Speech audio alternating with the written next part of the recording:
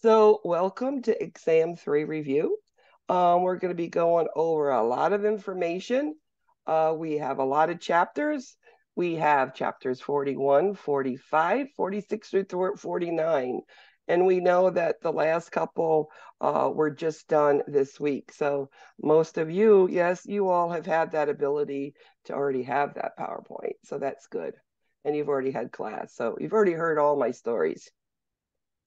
So here we go from here. So let's start with the endocrine system, diabetes. You know, in children, you do have type 1 and type 2, but most type 2 are those adolescents who are obese.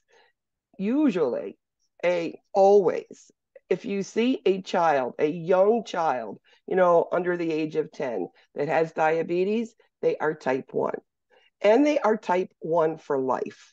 Some students feel that maybe they grow out of it like asthma. Well, this is not one of those. They'll have it for life. So, what do you see? Signs and symptoms.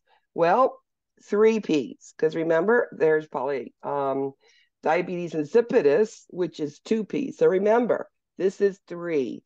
And the reason to remember there's three, the polyphagia, remember, they don't digest sugar, so they're hungry. Polyphagia is eating a lot. So eating a lot, urinating a lot, and drinking a lot. And the other thing you see is weight loss because they're not getting their calories, okay? Now, one of the things to think about is if we have an adolescent and they're huge, you know, a BMI of 92%, and they come in complaining of symptoms, you know, rule out the simple first and then go to the more complex. For instance, BMI of 92%, urinating a lot. What diagnostic test would you anticipate? Well, we're going to do a simple urine. We're going to look at it. They're urinating a lot. We need electrolytes. And then, of course, that hemoglobin A1C, which looks at the last couple of months of sugars. Now, it's a pretty picture. This is what it shows. Just three members. Ketoacidosis is only there when you have hyperglycemia. Why? Why is that? Well, when you don't eat sugar, it can't be used. The sugar levels in your blood go really high. And your body says, you know, I'm hungry. Give me some food. And what does it do? It eats protein and fat. So you're going to have, that's the byproduct, ketones. So you'll have hyperglycemia and ketoacidosis at the same time. So hyperglycemia. We know that's that increased glucose. That's when the body doesn't have insulin reserves. And we know that if we are with diabetes, we are not burning our carbohydrates. Their levels are getting high in the blood. We know they're eating that protein, they're eating that fat, and ketones are being burnt. Your pH is going really down, really low. And it is life threatening. The lowest pH I've ever seen, and the child made it, was 6.9, which is really not congruent with life. Okay, so it is very life threatening. So, as I said, ketonuria in the presence of hyperglycemia, that's ketoacidosis. We test the urine when they come in and we'll do an immediate glucose. Let's look at it. Now, signs and symptoms. What do you see? Well, these children coming in DKA into the ER looked exactly like this. They're usually wheeled in a wheelchair. They're just so drowsy and they're so weak and they're sort of confused, okay? Of course, they're dehydrated. It's decreased skin turgor, of course, but that smell, as I told my class, it is like having a peach in a Tupperware dish for 2 months, taking it out, opening the lid, and smelling rotten sweetness. That is absolutely the smell, because usually ERs, you'll have some enclosed rooms. And of course, because of what's going on, their blood pressure's down. And of course, you can, you know, start with your heart rate going. Another picture of it showing you again what it is, but it's exactly what I just said. Now, hypoglycemia. This is a constant with children, right? Because they're up and running, they're down and sleeping. Are they remembering to take a snack? All that good stuff. So these are signs that we as nurses must teach our parents and the child. Nausea, vomiting, jittery, restless, shaky, that sweaty and that dizzy. that is going to be signs. So what can you do? Well, there's several things. If you have sugar cubes, orange juice, milk, I've even heard, hard candy, honey for an older kid, not too young, right? We don't give it too young. But this is a child who's awake and alert who can eat something. Don't try to put something in the mouth to a kid who's unconscious. That would be glucagon if we have it there. If not, it's 911. Let's get glucagon here now, right? Again, another picture showing you what these things are, just the reinforcement. So pituitary does two things. It, number one, takes care of fluid balance, right? That diuretic hormone. And number two, it has to do with growth. So the posterior gland is all about the urine, and we know the anterior has to do with all those growth hormones. That's the biggest one that we talk about. So sometimes children are real small. I had a girl that I worked with. Her daughter was extremely small, and she put her daughter on injections, and it's subcutaneous injections daily so that she could get the tallest that she could be. I think she made it just to 5 foot, which was amazing because she was a little woman herself. I think 5'2", if that. So one of the things, it's just like being diabetic. It is such a commitment for parents because it is daily sub-Q injections most of the time. Now, hypopituitarism, as I always said, we can grow tall, we can grow short. Hyper is too much, hypo is too little. Usually when we see some of these things, it's due to tumors. So it's not just ruling out a deficiency of hormone, it's looking for something else like that could be causing that. So hyperpituitarism, one of the other things it can do, it can cause precocious puberty. It's one of the other functions which has to do with growth, which is the puberty. Now, precocious puberty is when you go through puberty too early.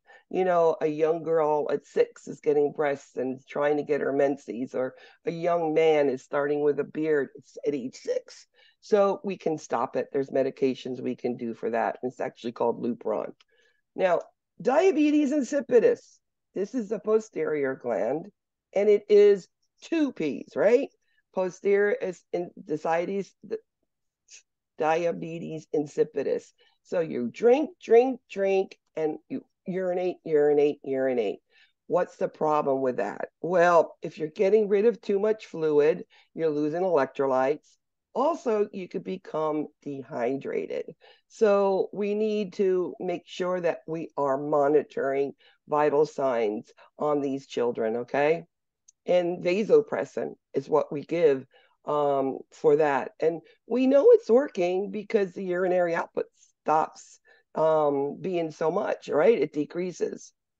Now, syndrome of inappropriate antidiuretic hormone. So we have diabetes, insipidus, and syndrome, SIADH. So one is too much, one is too little. So too much, urinate too much. Syndrome of inappropriate against urinating, and that's how you should remember it. It's when you retain fluid. What do we monitor with retaining fluid? Well, again, we're going to be monitoring intake, output, daily weights. Same thing with diabetes insipidus. Intake, output, daily weights. Anything that affects urine balance, intake, output, those 3 things are always a priority. Now, diabetes insipidus, one of the things to talk about is infants, and they can be born with it. And these children are screaming. You cannot feed them enough. They drink, and they have the wettest diapers. If you give them a bottle of water, they'll be satisfied. And that's quite amazing. Not the milk, a bottle of water. So, and we know diabetes insipidus, it doesn't matter what you do with drinking or not. It's still, you're going to put out. So again, giving that DDAVP, your vasopressin, which can help with it. Again, intake, output, daily weights, okay? And it is for life.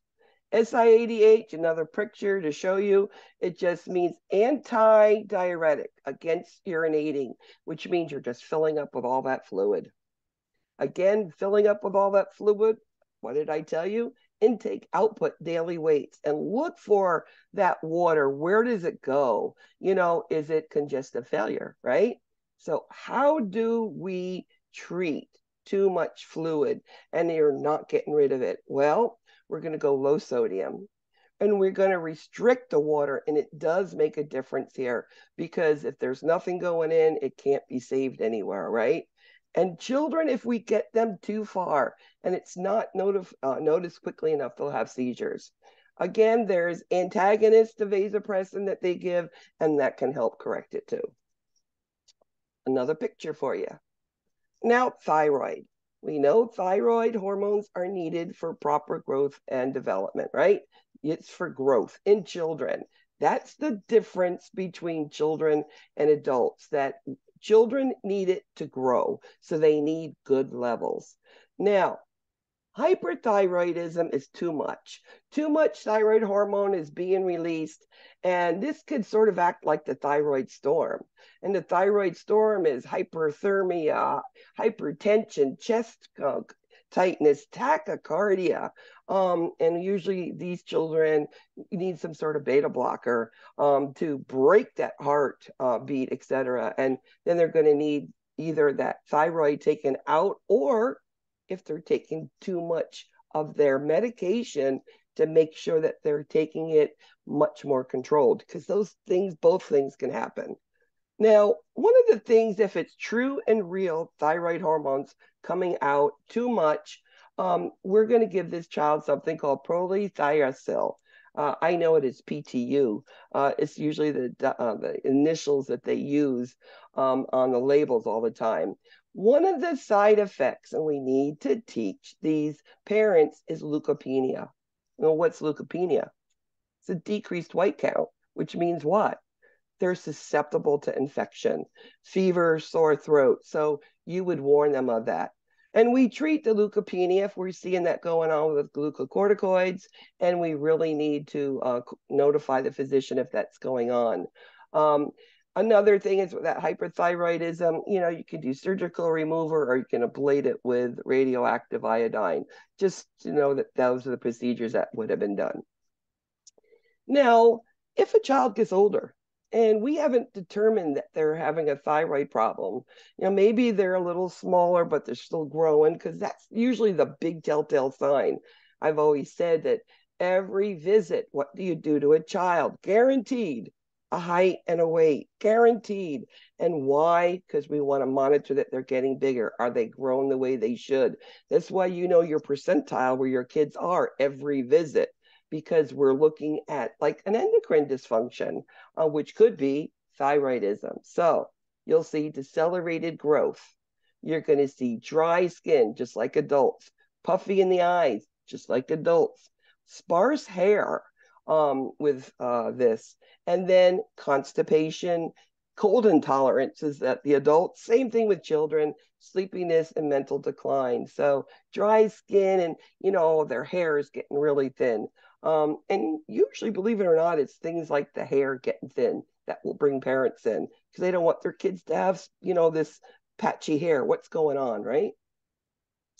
Another picture for you showing the hypo and hyper. And one of the things hyperthyroidism can cause is those bulging eyes called exophthalmos, right? That was one of my Kahoots. Now, adrenal has to do with hormones. It's cortisol and aldosterone, all right? It's all about the adrenal gland. And you can have too much or too little. Now, Cushing's syndrome with the adrenal gland causing it is very rare in children, okay? Usually it is due to an overabundance of oral steroids that have been given. Even in adults, you're going to see that also. You need to know what those signs and symptoms look like on Cushing syndrome. You're going to see weight gain. You're going to see hair on their face. You're going to see red, or they call it ruddy looking face, which is also means red. What else do you see here? Bruising is seen.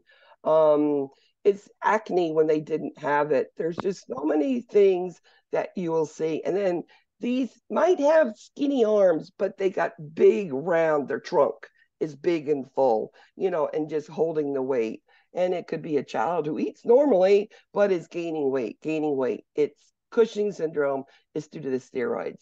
And how do we correct that? We taper off the steroids, get them off slowly. So excessive hair, moon face, weight gain, all those fatty areas in the trunk, face. Sometimes there's a big pendulous abdomen. And of course, too much steroids, poor wound healing. Of course, you could also say hyperglycemia too, right? Because that's what steroids do. And of course, they've got the ecchymosis. Now, adrenal hypoplasia, not enough cortisol, not enough aldosterone is being secreted. It has to do with sex hormones. And children, they are born, could be a penis, could be a vagina, could be testicles with a vagina, different things. My career, I've seen one. In the very beginning of me going to newborn ICU, I saw one child. And it looked like this picture up here. So what's the problem with this? Well, they're born both male, female. You don't know what to call that child. So they have to do all sorts of testing, ultrasounds and hormones and all that good stuff. And they need to assign a sex. And usually they'll do some sort of surgeries to make that child whatever that sex is going to be. These children will be on cortisol for life. Hydrocortisone is what they need. And sometimes, aldosterone is needed, high stressed areas. And these children are apt for electrolyte imbalances. So the hypernatremia, low sodium, and high potassium. So monitoring those electrolytes.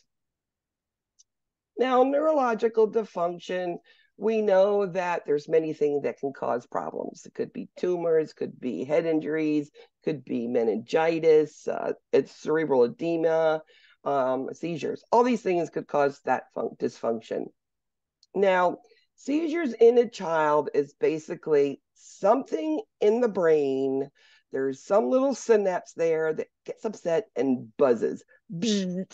And it creates wherever it is on the right or left side that maybe the arms twitching, blank stares. It could be the whole clonic tonic body. It could be a little bit of anything. Now, some seizures are due to fevers, right? So when a parent might ask you, does this mean my child has epilepsy?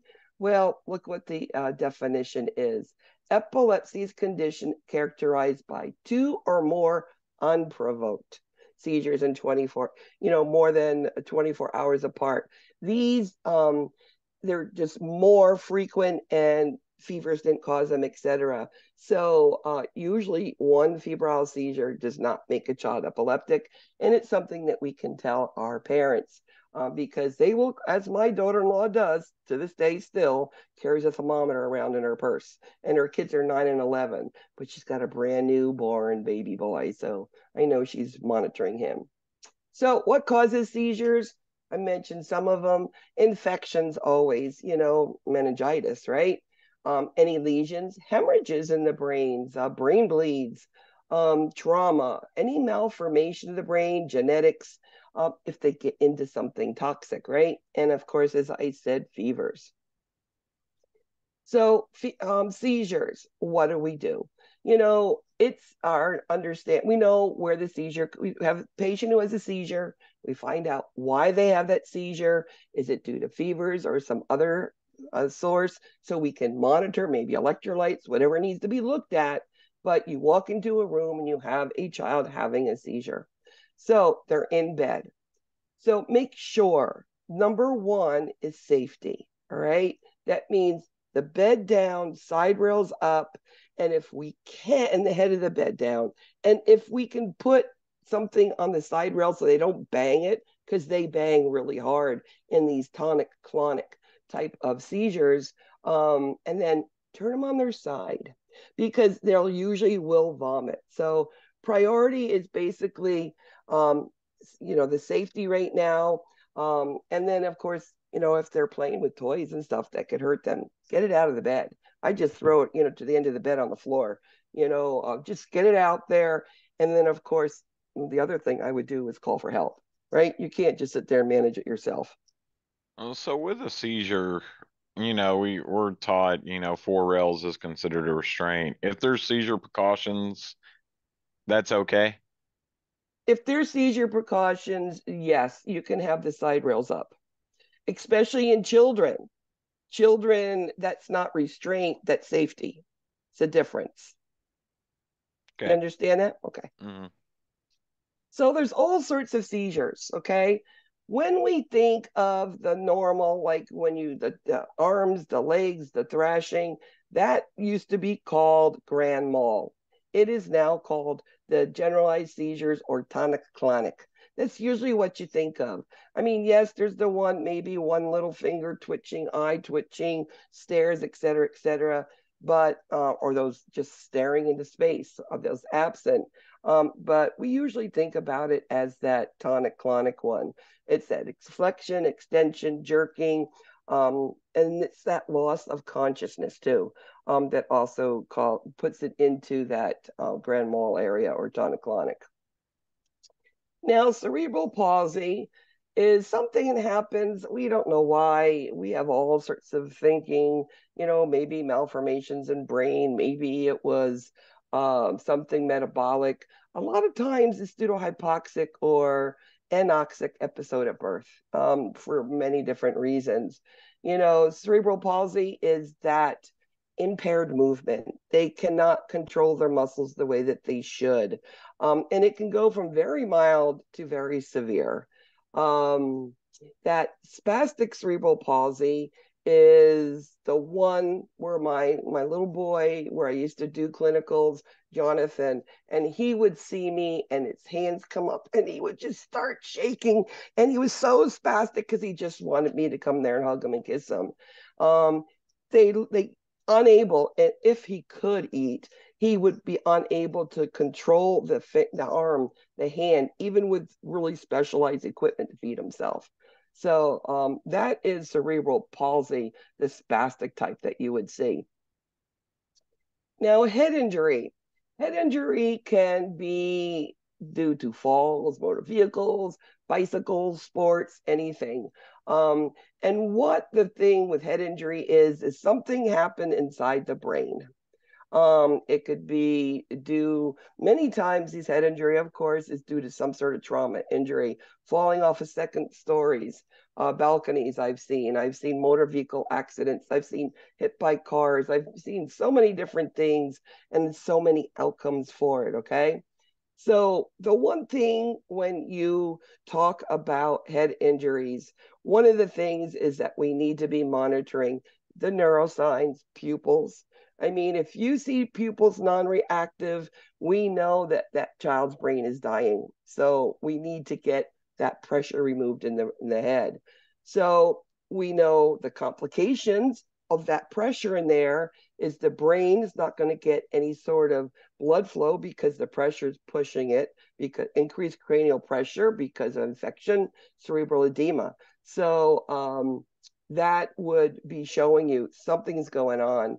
And one of the things about head injuries, you might get a kid who comes in who was knocked out playing sports, I always say it's sliding into third base and they hit their head and they were knocked out, and but no other signs of anything.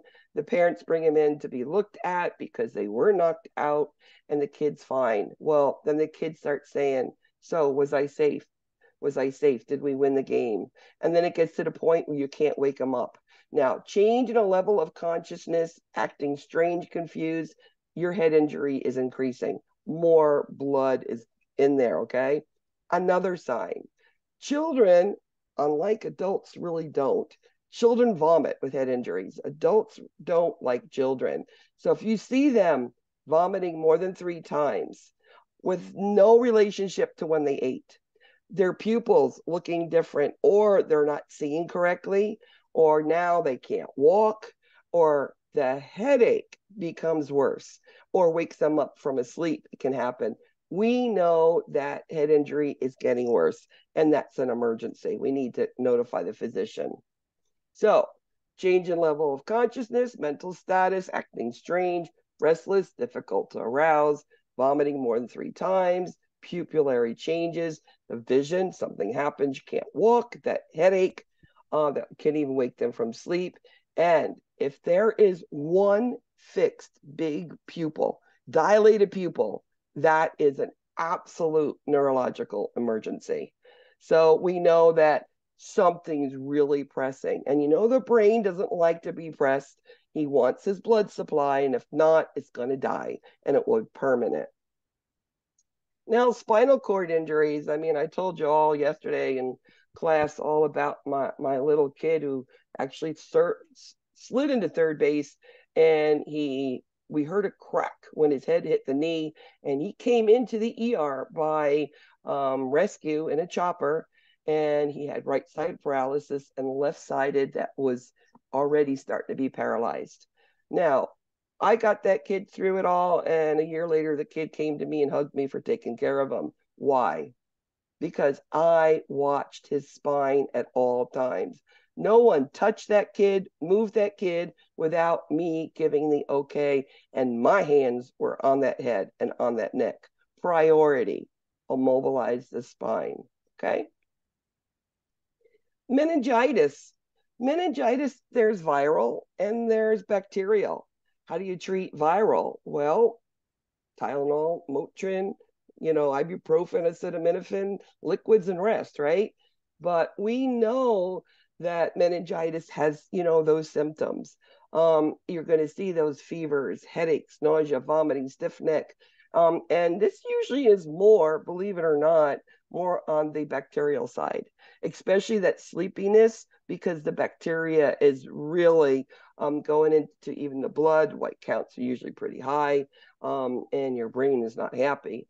So, of course, with all that irritation, you'll have that agitation. And you also start in small kids, even if we don't know what's going on, they start arching their back, which is called opisthmotonis. It's like they arch their back. And the great thing about infants, we can see it right there in that fontanelle. Fluid balance we can measure, and we can measure pressure in the brain. And children, whenever they don't feel well, they're not going to eat. Okay? Guaranteed. So bacterial meningitis is when, we have all those symptoms going on. To confirm it, you're going to need a lumbar puncture. That lumbar puncture is going to have an elevated protein because it don't care for it, and it's going to eat up all the glucose because it likes sugar. So low glucose, high protein, and it's going to be milky white with white blood cells. And a viral would be crystal clear. You don't see anything. So almost immediately, that's bacterial. So, you, of course, should have taken precautions when the child came in with the symptoms, but if not, absolutely now, you're going to take even better precautions so that you don't get exposed to it. Remember the one thing about meningitis and after lumbar punctures, whether it's giving spinal anesthesia or anything, it's the same thing. Make sure that they don't sit up too quickly, up slowly, make sure they get fluids in it because they can get those spinal headaches, okay? Just to be aware of that. So in meningitis, what is our goal? Well, in meningitis, these children, they can eat, they can drink what they want, but keep them in a quiet room, lights out, usually TV off, hopefully a private room by themselves so that their headaches are so irritable. Their brains, their meninges, they're just in spasm. They hurt so much. So IV fluids to make sure they get enough fluids, and antibiotics, priority, okay? Now, sometimes in whether meningitis or head injuries or something, you get these increased intracranial pressure, and it's due to cerebral edema. This just means fluid on the brain. Now, if it's due to a head injury, cerebral on the brain, that pressure there, you're pushing down on the brain, you're decreasing blood flow, you're having brain damage. You need the fluid to be removed now. You can't wait. So it's not blood, it's fluid. So we can give a diuretic, and it's mannitol. It is not furosemide. Furosemide is for congestive failure. Mannitol, specifically the brain, okay? Any pressures. It's also renal failure and toxic substances, but mainly for the brain. And you will see a big push of diuresis going on with that child. And you'll watch that pressure come down and you'll see that child being really better. So, what are we going to do? We're going to be intake, output, daily weights, right? Again, fluid, anything fluids, intake, output, daily weights. And of course, antibiotics as needed, especially if it's with a meningitis. And because their brains are so sensitive, you're going to do minimal care. They call it cluster care. And usually, in what I worked at, every 6 hours, vital signs. They're on a monitor at all times, but you don't touch them until every 6 hours to prevent that overstimulation and possibility of seizures. Okay. So, again, what are we monitoring? Change in level of consciousness, lethargy, headache, vomiting, which nothing to do with feeding. And then, of course, infants. We can look at that good old Fontenelle.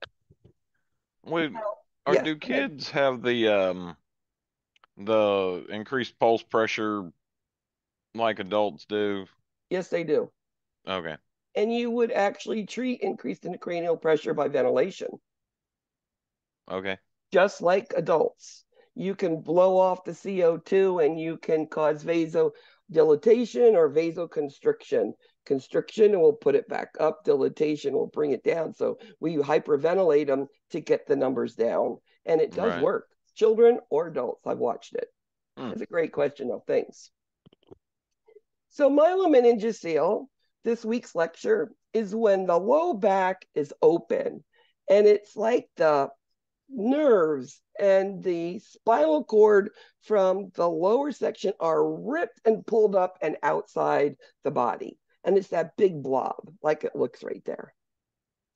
So I've ripped those nerves and whatnot from the lower extremities. So by just that, you're going to have decreased sensation, if any, decreased mobility of the lower extremities.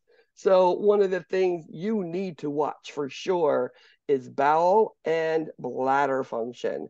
These children, many will be catheterized every 4 hours for life. Now, you get this child in from, the delivery room, and it's a myelomeningocele. What do we need to do? Anything that's on the outside of the body, we need to keep it moist. So normal saline, sterile dressing, normal saline.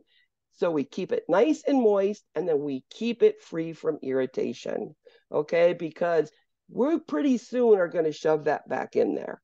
It does not mean the sensation will come back. Okay. I mean, our goal is that, we get the kidneys back and we can urinate and we can feel it, but not necessarily. Our goal is not to let that child sit with too much urine with backflow into the kidneys and kill them, so that we preserve that renal function. So hydrocephalus is just, again, another thing about water on the brain, something to do with the way that it's absorbed and the way it flows in the brain. It doesn't work right, and the brain gets bigger. I mean, that's why when we take care of infants in the hospital, we measure their heads with every assessment, usually, morning and night, if it's every 12 hours. And if we're seeing an increase, or we're seeing that fontanelle get bulgy, we know something's going on. So, what is the treatment? Well, if we do the CAT scan, MRI, all that good stuff, and head ultrasound, we find out that it's this dysfunction. It's not going to get better. Nothing else will do. We're going to put in a tube, a ventricular peritoneal shunt. There's a fourth ventricle in the brain. It goes behind the ear up into the brain, into the fourth ventricle, comes down. Now, behind the ear, there's a pump. Never, never, never touch it. That's only for neurosurgery. Okay. Leave it alone, but it's there. And then it comes up the neck and comes to the front of the body and it drips into the peritoneum. So you're going to measure abdominal girths too, making sure what's going in there. And these children, as they get older, sometimes they disconnect. They come into the ER, and what it is, it headache and vomiting, and that's their shunts have come apart, and they need to get it replaced, or they need the shunt to be fixed. Sometimes they just disconnect, come out of place. Comatose children, priority is always breathing. Any kid who's not any adult that's not alert and oriented, of course, management of the airway is always number one. Now, and sometimes you have kids that are out. We can look at monitors, we can monitor vital signs. An increased heart rate will show it to you. Even in a paralyzed, sedated child, you can see that pain through that elevated heart rate. Now, Duchenne muscular dystrophy is one of those progressive diseases. Muscles just deteriorate. It comes from the X-linked, or mom gives it to them. It is males, ages about 3 to 7. And what you'll see is a child, they're not going to be cognitively completely normal, so there'll be some mental impairment. They might start walking, and then all of a sudden they're not walking as well, and they start waddling, falling. And one of the things they do is when they're on the floor, they're going to act like an old lady, like me. You climb up your legs to get up because it's easier to do it like that. Okay. It's called Gower's sign. You'll see them also, their backs will be sort of inward, like lordosis, one of the spinal curvatures that we mentioned. They have hypertrophic thighs, and sometimes their upper arms can be like that too. Now, these children will be occupational, physical, speech therapy. They'll be monitoring, their nutrition so they don't get too heavy, because these children will be in a wheelchair. Eventually, they're not going to be able to walk. And if they're too heavy, mom and dad or anybody can't pick them up, put them in a wheelchair easily enough, right? So we don't want them too big. Now, how do we diagnose this? Well, many parents have no clue, and they have their boy, and all of a sudden they're 3 years old, 4 years old, and they're starting to fall. Something's not right. They take them in, and they're going to do something called an electromyography, an EMG. And it could either be little needles or little stickers they put on. And what they do is they put an electrical current to the muscle and watch it spasm and see the delay, how long it takes for the muscles to respond, and if they respond to the aptitude that they're supposed to. Now, be aware, when they come back from these procedures, it's like they ran a marathon. Many times I would medicate them with a Tylenol or Motrin before they left, because it is uncomfortable, but it's only, temporary. It's not forever. These children, usually in their adolescence, muscles is your diaphragm and your heart, and they usually die because of their heart and their lungs. So these are all the things that you see. I've already mentioned all of them. So drowning, I live in South Florida, so this is a big thing for me. One of the things that, surprises me about it is that children that drown, we get them up, they immediately come up and are running around. We will still put them in the hospital for 3 days, because they have 3 days for them to develop respiratory distress syndrome. Once the 3 days are up, they're safe. Now, what is the big thing? Why does this happen? It's because of the anoxia. The fluid fills the lungs, and it's the anoxia is the big thing from drowning. GI symptoms. One of the things that I emphasize is that the one thing that can do big, big damage to a child is dehydration. It can hurt every organ in the body. So stopping that child from getting to that point will always be our goal, to get fluid back in them in some manner, and doing it in a manner that is the best for the child, okay? So if a child is vomiting, you can't just give them oral rehydration. Sometimes if it's once the kid looks good, not so dehydrated, you might give medication and then try it. But most of the time, a child vomiting, you're going to put an IV in to replace the fluids, given a bolus, 10, 20 mLs per kilogram, type thing, and maybe repeating that. But as we put that IV in, make sure one of the things that monitors fluid balance is electrolytes. So make sure we do electrolytes when we start that IV. And when we are giving a bolus, remember, never, never, never give potassium or dextrose in that IV. You can put potassium if they void or if you know what their potassium level is. And we know that if a kid is not vomiting anymore, but was, and they just wanted to be checked type thing, Pedialyte, Gatorade, Powerade, any of that's great because it's got electrolytes in it. And that's what, we'll tell our parents. Now, vomiting, I always say with vomiting, you get a young kid in, I want to know, did it dribble or did it go across the room? Because those are two different things, right? So if we're vomiting, just a gastro type of vomiting, they're doing that, they're not going to be able to get their IV. Again, make sure we start the IV. And just to reemphasize, get that metabolic profile, make sure you start that IV, no dextrose, no potassium, and do not let them have anything by mouth. I mean, grandma always wants to put something in the mouth. No, nothing, not even an ice chip. You don't want to upset that stomach. Let the medication work. Now, projectile vomiting in the young, 3 weeks, 3 months is about that sweet spot. And I say 7, 8 weeks has been most of the infants that I've seen with pyloric stenosis. So if they're telling me they're, vomiting across the room, I said, you can aim that child, they can get the garbage can. They go, yes, well, this is the one that's pyloric stenosis. Number one, please do not feed your child anything more. Send him to an ultrasound and we'll diagnose it. I also, when I hear it across the room, usually the baby's being held by the mother, I'll touch right under that xiphoid process and I will feel like that little olive. I call it a little marble. It's that pyloric valve is so muscular and thickened. That's what you're feeling. So that is another way to, definitely that's what it is. So what they do is, make them NPO. And infants don't like to be NPO a long time. You need to maintain sugars. So IV fluids, in this case, is just to run them. Usually these children don't come in too dehydrated. Most of these parents get these kids to the doctor, to the ER quick because they're infants. They're concerned.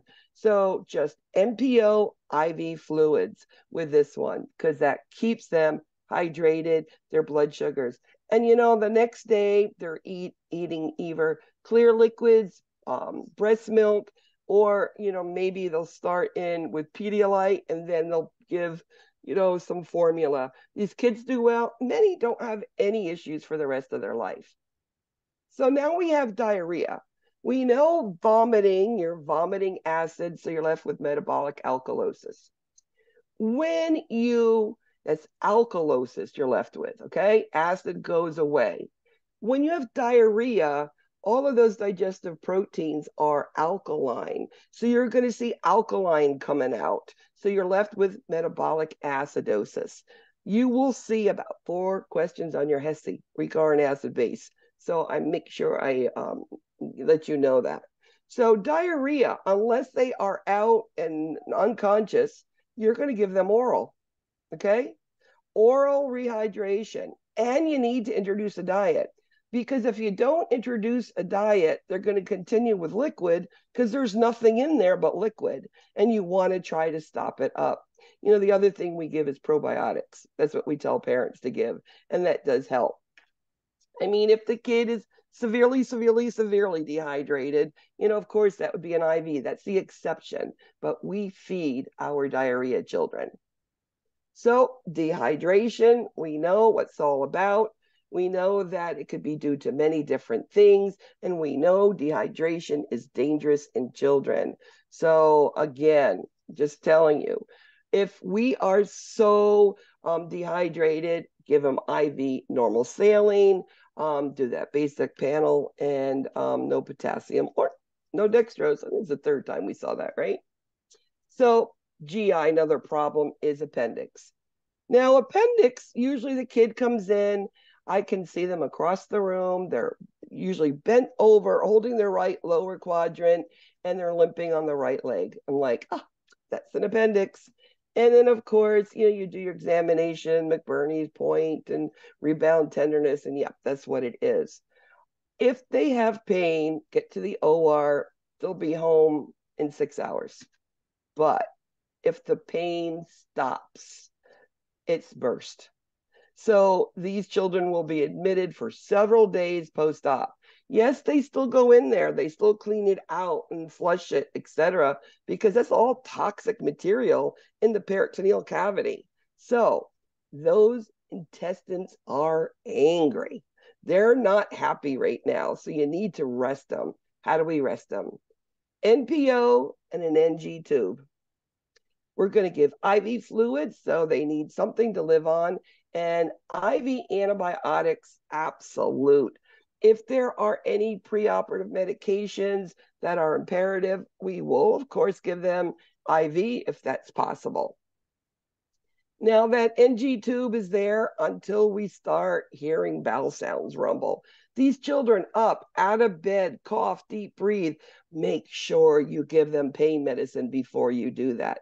And the other thing you need to do is that peritoneal cavity is dirty because it exploded in there. When they close that incision, it might dehiss because it wasn't clean to clean. It's dirty to dirty.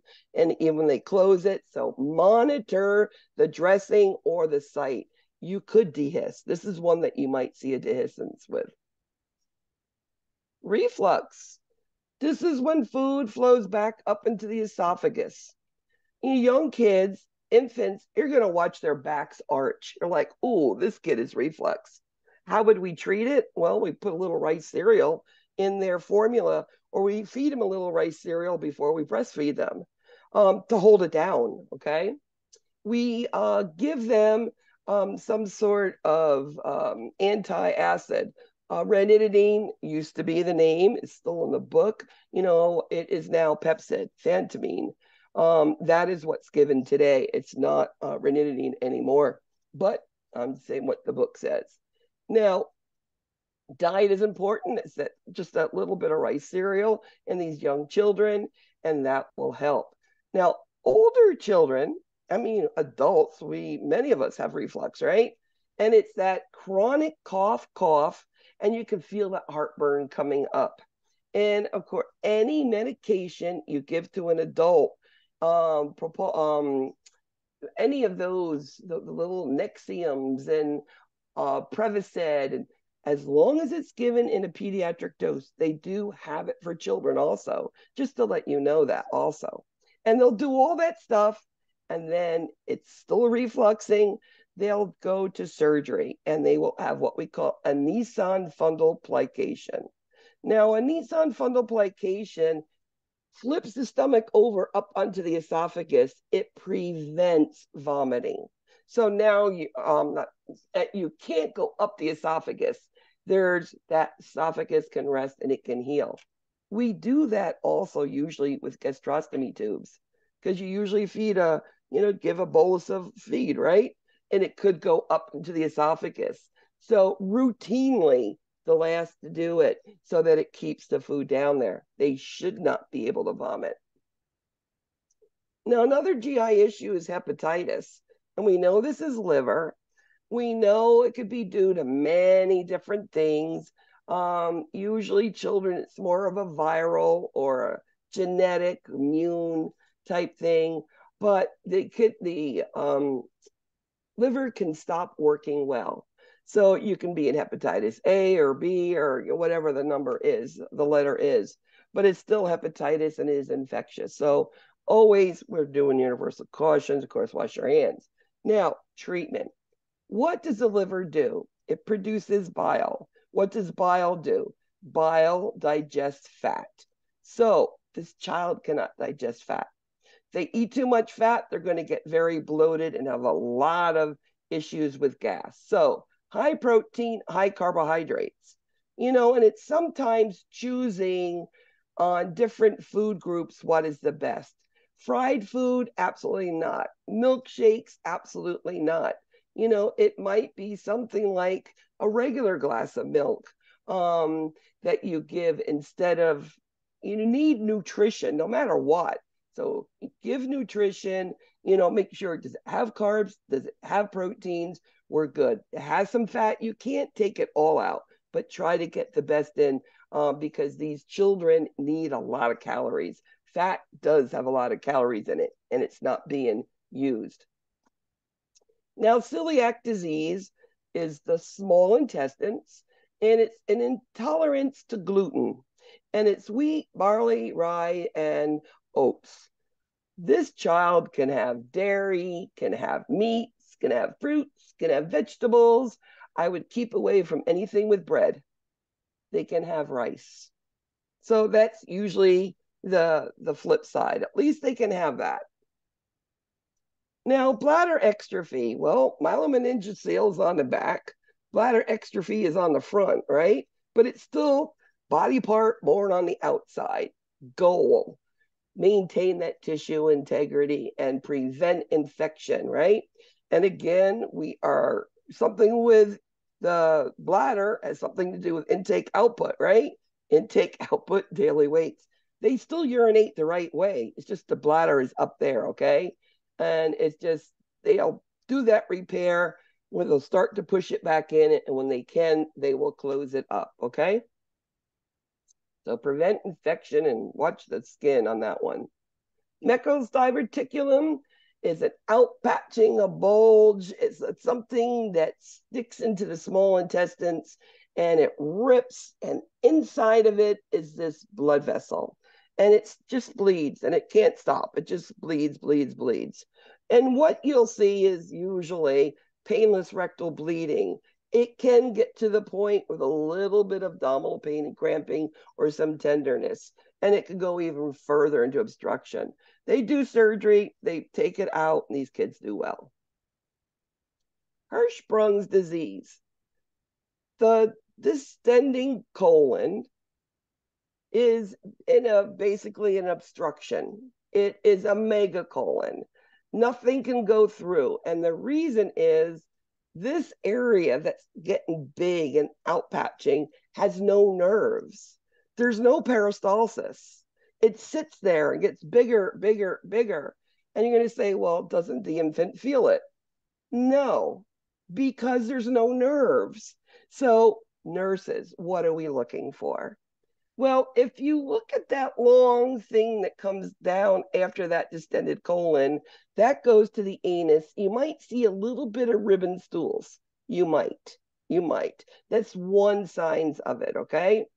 So what do we do? How do we treat this?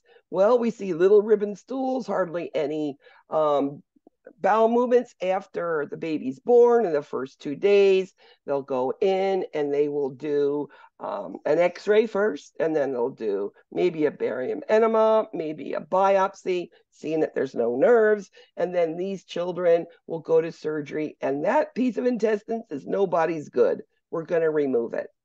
But these children do 2-stage. They are going to get a colostomy.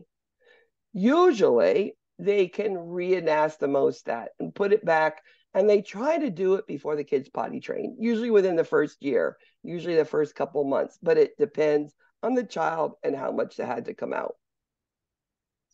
Esophageal atresia and tracheal esophageal fistula. Well, this is when mucus has nowhere to go but in the lungs, both of them. The esophageal atresia, it doesn't connect to the stomach. So it fills up, comes up, and goes right back into the lungs. So this kid is choking, gagging, cyanotic, sputtering at birth. And that's when you see it. The tracheal esophageal fistula, you put food down and it goes directly into the lungs because there's a tube that connects them. So what do? This kid is aspirating from the moment they're born. Well, we're going to elevate the head of that bed, have suction to the bedside, of course, but nothing to eat because it will go directly in the lungs. Now, they do have mucus in their mouth. It's normal. And they are having mini aspirations. They need antibiotics preoperatively. It's a preventative for these mini aspirations that they're doing. And the other thing, these children can't eat. Give them a pacifier. They need to decrease their stress, right? They explore the world in their mouths. Very important concept here. Give them a pacifier. Now, nephrotic syndrome has nothing to do with renal failure. The kidneys are working great, but they go protein, bleh, I don't like you, and it urinates it out, and you see it in the urine. Now, where does protein come from? Remember, there's protein in the blood, right? This is where medication hops onto. And then what's ever left over goes free in the blood, and that's your blood level, right? Well, now you don't have any protein because you're getting rid of it, getting rid of it. So there's a lot of issues treating these children. Well, we're getting rid of protein. We are causing a lot of the secretion, the fluid balance to go extracellular because of hypertonic osmosis thing, and it goes into the tissue. These kids will be swollen, okay? Usually you'll see it around their eyes and you'll see it in their face. It's very distinctive looking. So, yeah, massive proteinuria, nothing in the blood albumin, so hypoalbuminemia, which is also called protein, hyperlipidemia, and then, of course, that swelling. So, guess what we're going to do for this child? Intake, output, daily weights. Because they're retaining fluids, salt restriction, fluid restriction, okay? So, again, think, what is this kid doing? What do I need to worry about? Acute glomerulonephritis. This is another similar case, but this is acute, which means it just happens. It can be cured. It's usually due to some sort of infection. Many times it's a strep throat infection, sometimes viral that cause it, but mostly I have seen strep cause it. And these children all of a sudden stop urinating. Uh-oh, another I'm not urinating. So what's happening? These kids are going to swell. Their blood pressures are going to go high, which causes headache. They're going to all of a sudden urinate when they do, be red, brown, dark urine. And again, they're going to be losing some protein. So we do the assessment. We find out it's due to a strep. We're going to be given antibiotics that are going to treat the symptoms. What are we going to do as nurses? Daily weights, intake, output, abdominal girth, low sodium diet, fluid restrictions. And all of these children with these things going on, they're susceptible to infections. So you're hearing the same thing over and over again. Hypoepispadias. Now, I told you that they fillet the penis open. You can see, I mean, yeah, it's an older person, but you can really see the amount of surgery and manipulation they have to do on these children. Hypospadias is on the bottom and epispadias somewhere on top. They usually do it before they're potty trained. And these children, you have to keep the foreskin. This might be a problem in some religions like the Jewish faith. Just remember that. It could be something that would concern a parent. And what they do is they put a tube, whether a Foley catheter or one of those more rigid 8 French catheter tubes, and they make this lumen so that now the urine comes directly out the tip of the penis. And they leave it in there for, 10 days, 2 weeks, something like that. And what do we do with it? Nothing. Keep it inside the urine, the diaper, because you'll get urine everywhere. Chronic kidney disease, there's a lot of problems. Adults, children, really doesn't matter, right? We know that it's the kidneys aren't working, not producing what it needs to do. Many of these children, as they're older, will be on dialysis. We know that they most likely will be given human erythropoietin. We want the body to try to make its own red blood cells. We want to stimulate it to do that, to decrease the amount of blood transfusions on these children.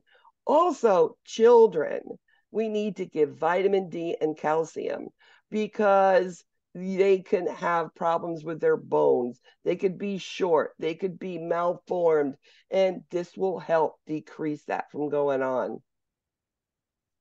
Another type of dialysis, and we're doing this a lot more in the adult world too, starting them out with peritoneal dialysis. The peritoneal cavity is your kidney, and you put fluid in there, let it sit, and it drains out. And it's done at night, and they do 8, 10 cycles every night. Parents can do it, and children can do it when they're old enough. They're educated to do it. Remember, that is your kidney. So our biggest priority concern is infection. If you see any change of the color of that liquid, these children must call the doctor. Okay, very important. And we know they're going to order antibiotics. Renal biopsy. This is when there's something going on. We need to check the kidney. Maybe it's infection. Maybe they're concerned of other stuff, sort of tumor or something. They'll go in and they'll get urine and they'll get tissue. And it's through the back. Um, the post-op treatment is, very similar. I call it similar to cardiac cath, as in bed 24 hours. We don't want to leak urine, leak blood, because it will blow the clot off, too much movement. And kids get up and move. We need to be checking that dressing. It should be a pressure dressing. Older kids could have a pressure bag on it. And because it is the kidney leaking, could leak into peritoneal cavity, check for abdominal pain and tenderness. And again, we've touched the kidney. What are we going to do? Monitor intake output. Transplants can happen. Some of these children with chronic renal failure do get transplants. Remember, rejection is the #1 cause of failure, okay? Fractures, we know that there's open, there's closed. Remember, open ones, the biggest concern with it is infection. So we need to give them IV antibiotics. They'll go to surgery, have it cleaned and rinsed and, fixed that way, but it's IV antibiotics for it. It can happen because of many, many, many different things. Always be aware that infants shouldn't be getting these sort of things. If they do, it should be looked at very seriously. These are the type that we can have. Cath care. Well, we know that there are 6 P's. We want to keep it elevated. We want to keep it open to air. Look for swelling, looking for any decreased sensation, movement, capillary refill. Very, very important that these children and parents know to look for that. And these are pain, pulse, pallor, paresthesia, paralysis. Those are the 5 P's. Those are your neurovascular checks. These must be taught to your child and to your parent. Types of traction, we have skeletal, skin, and cervical. The ideal for traction is to pull and have it maintained, because usually muscle spasms, or could be a broken neck. We don't want it to move. Fractured femurs, a lot go into that upper picture bucks traction. So it helps with the realignment, decreases muscle spasm, especially in that fractured femur, and it keeps it in a position where it needs for healing. We need to look at the neurovascular signs. Those ropes have to hang unobstructive, and you need to document what are those weights when you walk into that room. And of course, always we're looking at, those toes and the wiggling, etc. and making sure the head of the bed isn't up too much on these children. When we talk about hip dysplasia, this is children, infants born. Their hips are born up here and not into the hip joint. And we're going to put on a Pavlik harness. What it does, it abducts the hip up so it goes back into place. Usually they do very well there. If not, it might go to a spica cast or surgery. Scoliosis is that curvature, S-shaped curvature. And the thing about scoliosis, if it's less than 45 degrees, we can do some exercise, physical therapy. And these children, we put on a brace that is there 23 hours a day. They take it off to shower, put a t-shirt, put the brace back on, and wear it. I mean, it's really important to wear.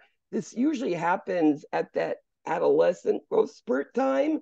So these are those children with body image issues. So just be aware of that. It's one of those nursing diagnoses for scoliosis. Some more things. Osteomyelitis, infection of the bone, could be a finger, a toe, an arm, a leg, could be anywhere. The one thing about osteomyelitis, it's usually staph. Those antibiotics are very strong, and we need to be given aminoglycosides, which is your staphylococcus. So remember, that can hurt hearing and the kidney. So monitoring it really closely. And these children are usually told bed rest. They might have pain, so we need to get them on the proper medicine for that. But nutrition is important on these children, high protein, and they should be getting, their calcium, some vitamin D with it, again, which helps for bone growth.